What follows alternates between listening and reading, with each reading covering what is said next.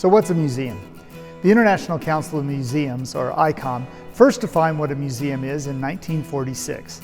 Now, according to ICOM, the word museums includes all collections open to the public of artistic, technical, scientific, historical, or archaeological material, including zoos and botanical gardens, but excluding libraries, except insofar as they maintain permanent exhibition rooms.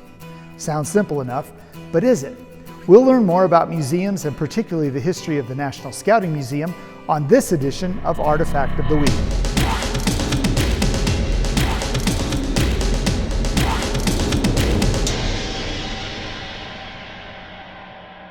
If you've ever been to a museum, you probably have a pretty good idea of what one is. But you might be surprised to learn there is a global controversy over redefining what a museum is.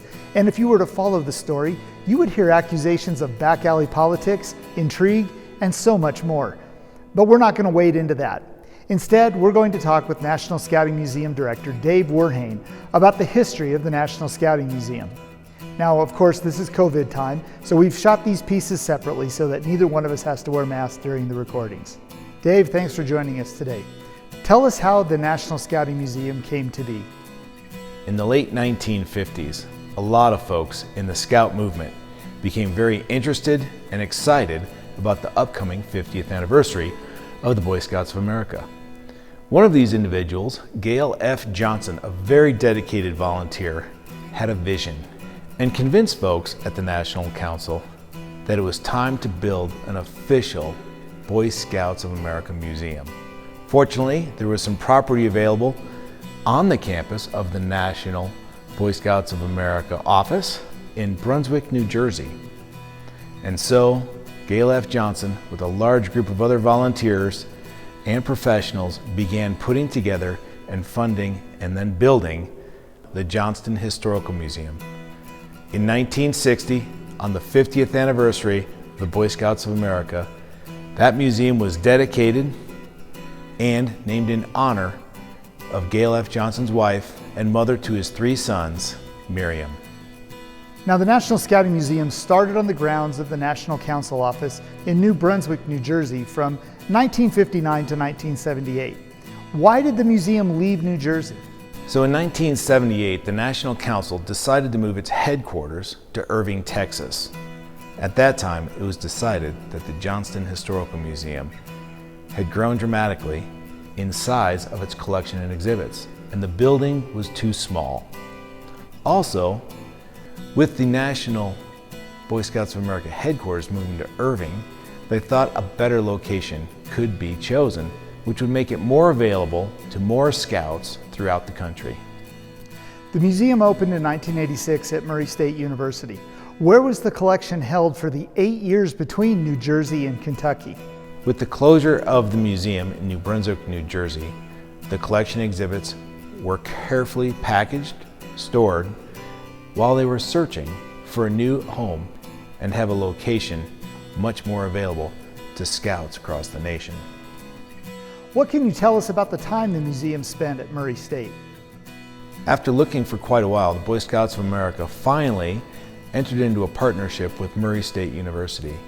They had already had a building there. It was built in 1969 that had become available and looked like it was the appropriate size with a beautiful campus. The Boy Scouts of America also felt that with Murray State University being so close to the Land Between the Lakes recreational area, that it would be a massive draw for scouts and all those interested in the outdoors, which would be very appropriate for learning about the Boy Scouts of America. It's my understanding the building that used to house the museum there is now a much needed parking garage that added about 330 parking spaces to the campus across the street from a science complex that was built in the early 2000s. Now, the museum was relocated from Kentucky to Irving, Texas in 2002. Tell us about that facility. The building moved from Murray to Irving due to the availability of a very large warehouse complex right across the street from the Boy Scouts of America headquarters in Irving. The museum committee was very excited to have the National Scouting Museum move back and be a neighbor to the national headquarters. After all, there was a lot of folks who'd come to visit the national headquarters in Irving, and as they looked around, they would just say, well, this is just an office building. where's all the cool scouting history stuff? How can we learn about our scouting heritage and the Boy Scouts of America? Having a large warehouse right across the street from the office building seemed to be a great idea. They could hold all kinds of office events over there, showcase the Rockwell paintings, have large exhibits, and after all, who wouldn't want to come see it? Irving, Texas was home of the museum from 2002 to 2017. Why was the decision made to relocate the museum from Irving to Philmont Scout Ranch? After 15 years of operation, the museum committee and the museum staffs and the Boy Scouts of America National Headquarters office soon realized that while the location was perfect for the headquarters of the National Boy Scouts of America, it wasn't exactly the best location for the museum. The museum itself was a wonderful addition and provided a great space to exhibit the Rockwells and tons of exhibits. But it was in an unusual place in Irving, and it was kind of difficult to find. What they discovered was that they weren't really serving the core membership of the Boy Scouts of America. It was not a place where your average scout sought out to engage and learn about the history of the movement. Moving the museum here also merged it with the Philmont Museum and the Seton Memorial Library. What are some of the benefits of merging these facilities here? When we decided to move it to Philmont Scout Ranch, the first benefit is that, one, we knew this was a location that about 25,000 Boy Scouts would visit every single summer. We knew that Philmont, as a premier high adventure base, was a place where those in scouting longed to come.